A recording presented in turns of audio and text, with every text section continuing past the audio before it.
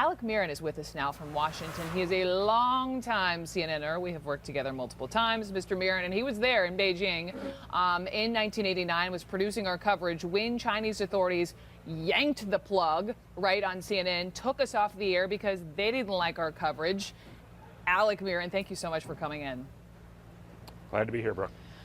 So, here is, first let me just play this historic moment, CNN's Bernard Shaw reporting from Beijing. I'm being told that the government officials are coming into the CNN control room now. This man with a piece of paper in his hand, I'm certain that is not a party invitation. And let's just watch what happens.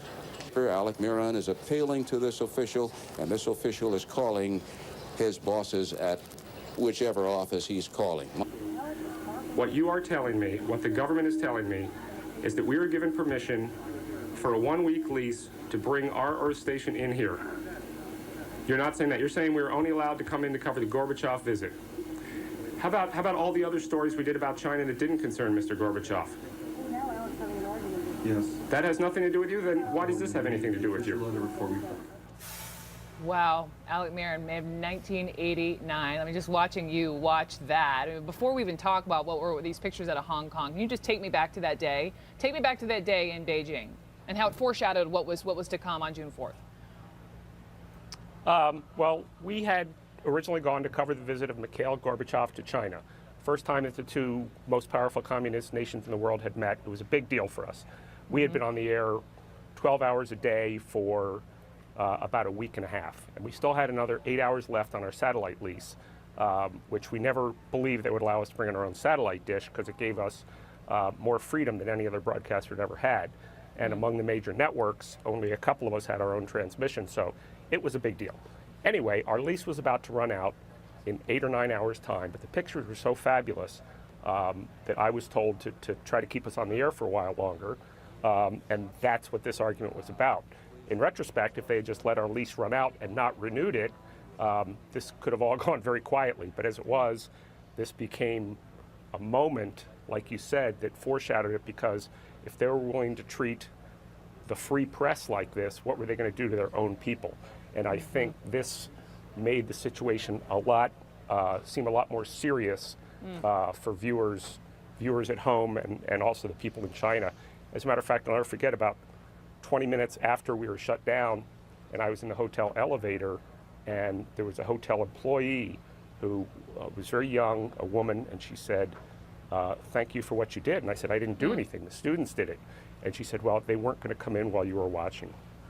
And so we continued to watch, but we weren't live, and you know, I guess for some ways it was a foreshadowing. So you and I should point out Roger Strauss, who is directing this entire show and has been for many years, he was sitting in front of you directing the show from, you know, right where you all were in China.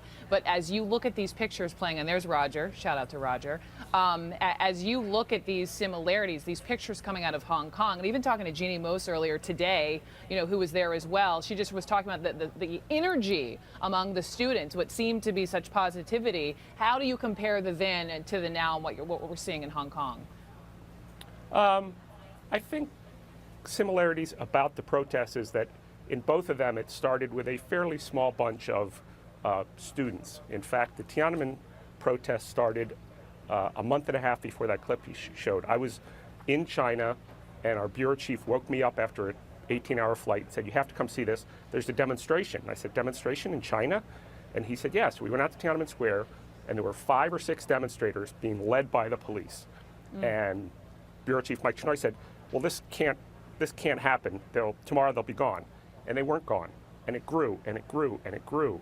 And not only was it students, you would have entire hospital staffs come down to treat people who were, you know, there was sick, there was, you know, people were getting overheated. And I get the sense that that's the same sort of vibe that they have here, that it was started by students. It's growing exponentially. It's grown to other parts of Hong Kong. And one of the interesting things, in an indication that the Chinese government and the Hong Kong leadership don't think it's going to stop anytime soon, is that they canceled a huge fireworks display that would be Wednesday night Hong Kong time for what's National Day. It's normally one of the biggest holidays. But in 1989, Tiananmen Square, which is one of the biggest squares in the world, they estimated at one point there were 1 million students there, it became almost like a city. They had mobile kitchens, they had porta-johns, you know, and I get the sense that that's happening here too. It's really taken on a life of its own. Taking over highways, sea of people as far as the eyes can see, but then of course what you saw in Tiananmen Square within what the unthinkable, the martial law, the tanks, and what ensued, you know, hoping nothing like that obviously happens in Hong Kong. But when you look at the pictures, there are certainly similarities. Alec Miron, thank you so much for coming in today to DC. We truly, truly appreciate you, my friend and my colleague. I appreciate it. And Roger Strauss, thank you, sir, as well.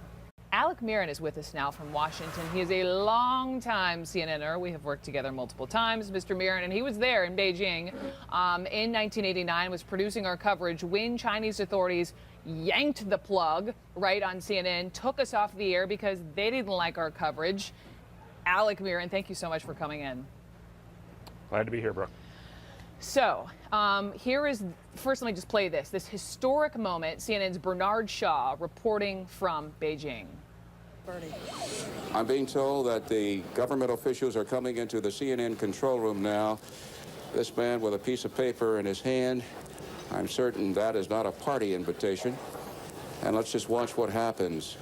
Alec Miron is appealing to this official, and this official is calling his bosses at whichever office he's calling.